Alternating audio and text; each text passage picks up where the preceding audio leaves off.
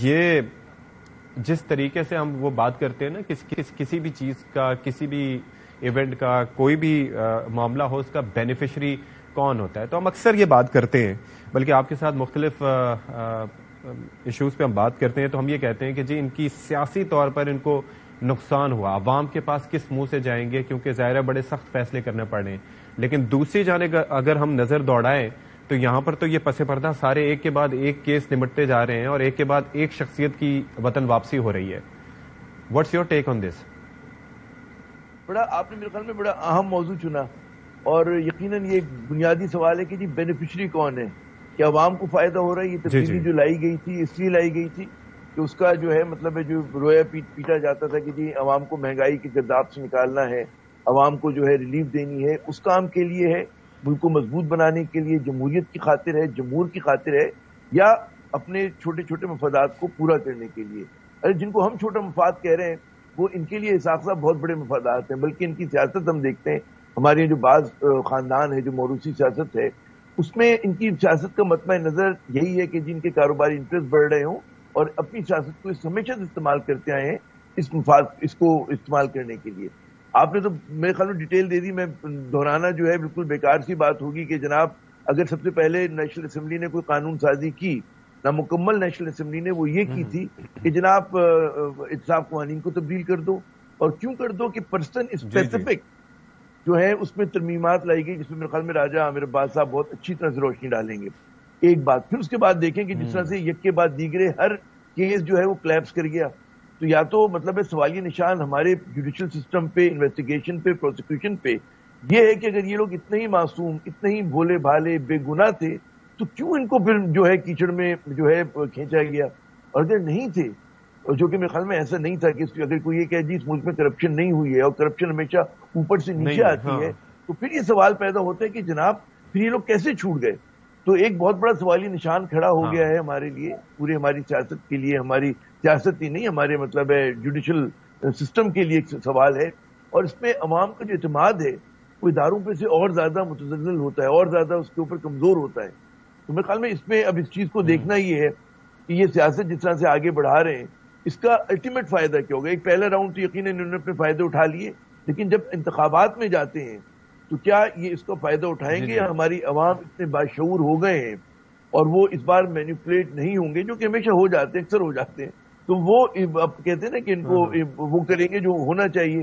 تو یہ بات اب میرے خیال میں فیصلہ عوام کو ہی کرنا ہوگا، کیونکہ ہمارے جو انصاف کا نظام ہے وہ تو بھائی بالکل مجھے لگتا ہے کہ وہ کہتے ہیں بڑے بڑے قاتلوں کو سزا نہیں دے سکتا، تو وائٹ کالر کرائم میں تو بالکل ہی بے دست و پا ثابت ہوا ہے. جی بے دست و پا ثابت ہوا ہے. اطہر کاظمی صاحب، would you agree with that کہ ایک ٹائم تھا کہ ہم بات کرتے تھے کہ کتنے بڑے بڑے کیسز ہیں، اور آپ کو یاد ہوگا کہ شہزاد اکبر صاحب اس وقت جو ایک ایسٹ ریکوری یونٹ تھا بنایا گیا تھا اسپیشلی اس مقصد کے لیے، تو اس وقت وہ آ کے پریس کانفرنس کرتے تھے کہ یہ کیسز، پھر اس کے بعد نیب کے پاس بھی کیسز جاتے تھے، اور لگتا یہ تھا کہ اس بار جو ہاتھ ڈالا گیا ہے تو لوگ بچ نہیں پائیں گے، کیونکہ جو میگنیٹیوڈ تھا ان کیسز کا وہ بہت بڑا تھا. لیکن اب جس طریقے سے آسانی سے یہ کیسز ختم ہوتے جا رہے ہیں،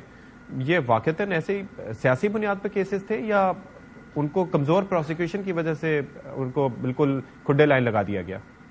دیکھیں، یہ کوئی سیاسی نوعیت کا اس طرح کیس تو نہیں تھا نا کہ کوئی دہشت گردی کا کیس کر دیا ہو جس طریقے سے، یا کوئی اس قسم کا کیس ہو کہ انہوں نے کوئی کہیں پہ کوئی تقریر کی ہے، تقریر کی وجہ سے جس طرح اعظم سواتی صاحب کے اوپر کیسز ہیں. یہ کیسز وہ تھے کہ جن میں بینکس کے اندر ٹرانزیکشنز ہوئی ہیں. کیا کوئی انکار کر سکتا ہے کہ وہ پیسے آئے؟ کیا کوئی انکار کر سکتا ہے کہ ٹیٹیز باہر سے آئیں، کسی کے اکاؤنٹ میں آئیں، کسی کے چپراسی کے اکاؤنٹ میں آئیں؟ تو وہ کیسز تو سامنے تھے. لیکن ہو رہا یہ ہے گزشتہ 7-8 مہینے کے دوران وہ ہم نے دیکھا، جو جب سے حکومت چینج ہوئی ہے اس کا بنیادی مقصد ہی یہ تھا کہ ان کیسز میں خود کو ریلیف دیا جائے. جس دن وزیراعظم صاحب وزیراعظم بنے، ہم نے ابھی ارشد بھائی کا وہ آپ نے کلپ بھی چلایا کہ یہ پاکستان کے وہ وزیراعظم ہے کہ ایک طرف وہ عدالت میں پیش ہو رہے تھے اور دوسری طرف وہ وزیراعظم بن رہے تھے. وزیراعظم بننے سے ایک رات پہلے پروسیکیوٹر کو چینج کر دیا گیا، اور جس طریقے سے پھر ایف آئی اے نے کہا کہ جناب اب ہم مقدمہ آگے لے کے نہیں چل سکتے، تو ریلیف تو دیا گیا، ریلیف پہنچایا گیا ہے. اور باقی جو کیسز ہیں وہ تو وہیں پہ موجود ہیں. اس کے ساتھ ساتھ نیب میں جو کیسز تھے، نیب کے قوانین میں تبدیلی کر دی گئی. جب وہ قانون ہی تبدیل ہو گیا تو آٹومیٹکلی آپ کو ریلیف مل گیا. اور اس کے ساتھ ساتھ اب جو سلمان شہباز صاحب ملک واپس آئے ہیں، ملک میں واپس آنے سے پہلے حفاظتی ضمانت لینے سے پہلے وہ پاکستان کے وزیر اعظم کے ساتھ غیر ملکی سرکاری دوروں میں پھرتے رہے. کبھی وہ آپ کو سعودی عرب میں نظر آتے تھے, موجود ہیں اس کی, بالکل, کبھی وہ سعودی عرب میں ہوتے تھے, کبھی وہ آپ کو ترکی میں نظر آتے تھے طیب اردگان کے ساتھ بیٹھے ہوئے. وہ کس آئین اور قانون کے تحت وہ وہاں پہ گئے ہوئے تھے؟ کیا کوئی پوچھے گا سلمان شہباز صاحب سے جب وہ عدالت میں جائیں گے یا وزیر اعظم صاحب سے کہ جناب آپ تو ملک کے وزیر اعظم کے ساتھ گھوم پھر رہے تھے, اور پھر جس طریقے سے ان کا استقبال کیا گیا, ان کے گلے میں ہار ڈالے گئے, کیا یہ آئین اور قانون کو کوئی میسج دیا گیا یا کوئی اخلاقیات کا میسج دیا گیا؟ کیا یہ مناسب تھا کہ اس طرح کی ویڈیو اس وقت جاری کی جاتی؟ ابھی تو ان کی کیسز بھی چل رہے ہیں, پر اینی وے اس سارے عرصے کے دوران ہم نے دیکھا کہ ایک طرف آپ کو وہ لوگ نظر آ رہے ہیں جن کے اوپر سیاسی نوعیت کے کیسز ہیں, کسی پہ دہشت گردی کا ہے, کسی پہ تقریر کرنے کی وجہ سے, اور دوسری طرف جن کے اوپر مبینہ کرپشن کے کیسز تھے ان کا جو فیصلہ جس طریقے سے ہو رہا ہے وہ آپ کے بھی سامنے اور پوری قوم کے سامنے ہے. اچھا راجہ صاحب, آپ فرمائیے گا سر کہ یہ ایک وقت تھا کہ ہم آئے روز بات کرتے تھے اور NAB was the next big thing, یعنی کہ جو سیاستدان تھے یا کوئی بھی ایسے لوگ تھے وہ کب کبایا کرتے تھے کہ جی نیب میں نام آ گیا ہے تو گھبراہٹ کے دورے پڑتے تھے لوگوں کے اوپر کہ ہاں جی یہ ہونے جا رہا ہے. آپ کو لگتا ہے کہ یہ جو سڈن چینج ہے کہ آج کل ہمیں کوئی نام و نشان بھی سننے کو نہیں ملتا کہ نیب کی جانب سے کسی کو طلب کیا گیا ہو یا کسی کو اریسٹ کیا گیا ہو یا کسی سے پوچھ گچھ ہو رہی ہو, کیا اس کا تعلق اس قانون سازی سے ہے جو کہ کی گئی تھی, اس کی وجہ سے بائٹ فورس اس کی ختم ہو گئی نیب کی, یا پھر اس کا صریحاً تعلق حکومت کی تبدیلی سے ہے؟ کیونکہ ویسے تو کہا جاتا ہے کہ آٹونومس ایک ادارہ ہے نیب. دیکھیے اشفاق, آپ نے سوال کیا کہ جی اس کا تعلق کس چیز سے ہے, کہ کیا وہ نیب سے ہے یا نیب کے قوانین میں کی امینڈمنٹ سے ہے. میرا جواب یہ ہے کہ اس کا تعلق ایک خاص سوچ سے ہے, ایک طرز جو گورننس ہے اس سے ہے, اور اس کا تعلق ہے اسٹیٹس کو سے پیار کرنے والوں کا اور اسٹیٹس کو اپنائے رکھنے کی سوچ سے ہے. اصل میں یہ جو آپ نے اتنی کلپنگز دکھائی اور اتنے کیسز دکھائے اور ارشد شریف مرحوم کے جو آپ نے دکھائے کلپس کے جی وہ کس انداز میں تمام چیزیں بمائے ثبوت اور ڈاکیومنٹس لے کے آ رہے تھے جی, اس دور پراپر ریسرچ. ہیلو جی, تو جی میں سن رہا ہوں آپ کو. جی, تو اس دور میں آپ نے دیکھا ہوگا کہ جو حکومت تھی غالباً میں سمجھتا ہوں کہ پہلی دفعہ جو بڑے بڑے مافیاز ہیں ان کو یہ نہیں کہ ان کو سزا دے دی گئی, لیکن ان کو بے نقاب کرنا شروع کیا, ان مافیاز کے خلاف کیسز رجسٹر کرنے شروع کیے, ان مافیا کو اس کے قانون کے کٹہرے میں لانے کی کوشش کی گئی.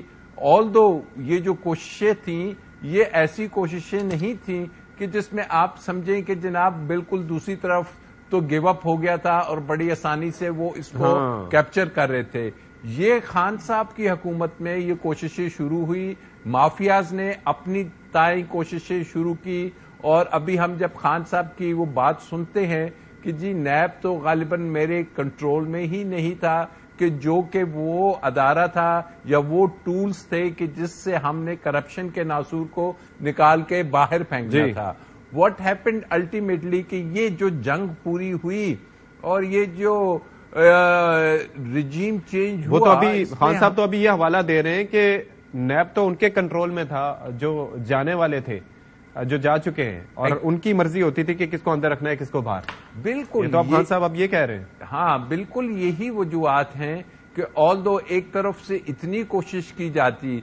لیکن آگے سے نیب کی پرفارمنس لے دے کے ہم آ کے کہہ دیتے ہیں کہ جی وہ پروسیکیوشن کا قصور ہوتا تھا.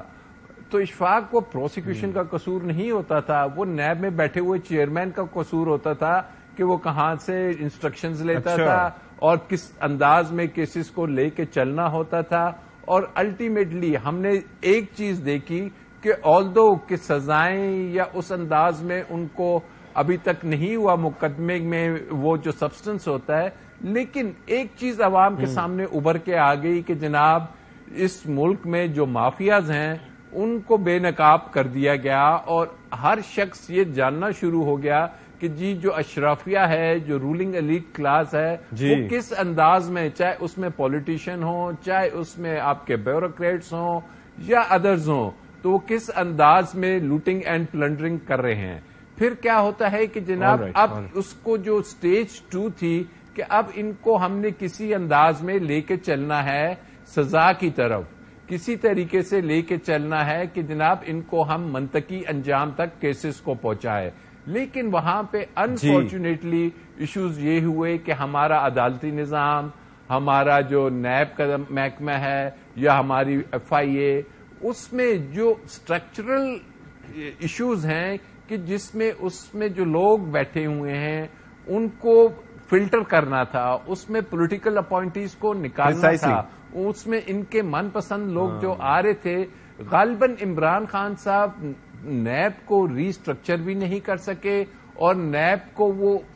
مکمل طرح سے سمجھ بھی نہیں سکتے. ممکنہ طور پہ ان کے ارد گرد بھی کچھ ایسے لوگ یقینی طور پہ تھے اس وقت کہ جن کے اپنے ہم نے بعد میں دیکھا کہ اسکینڈلز آئے, چاہے وہ شوگر میں آئے, چاہے وہ کھاد میں آئے یا دوسرے آئے, چاہے وہ معلوم جبا کیس ہو یا کوئی بھی ہو. یہ وہ چیزیں تھی کہ جو الٹیمیٹلی آ جاتی ہیں کہ حکومت چینج ہو جاتی ہے. حکومت چینج ہوتی ہے تو آپ کو انہی حکومت کے بڑے سینئر منسٹر ہیں غلام دستگیر صاحب, ان کی statement on record electronic media آتی ہے کہ جناب ہم تو آئے ہیں اس لیے کہ ہمارے کیسز ختم ہونے چاہیے, ہم اپنے میگا کرپشن کیسز کو ختم کرنا کے لیے آئے ہیں, اور جو پہلی امینڈمنٹ غریبوں کو غربت دور کرنے کے لیے یا ایگریکلچر کی پالیسی لانے کے لیے وہ انہوں نے جو پہلی لیجسلیشن کی وہ نیب کی امینڈمنٹ کی اور کو ایک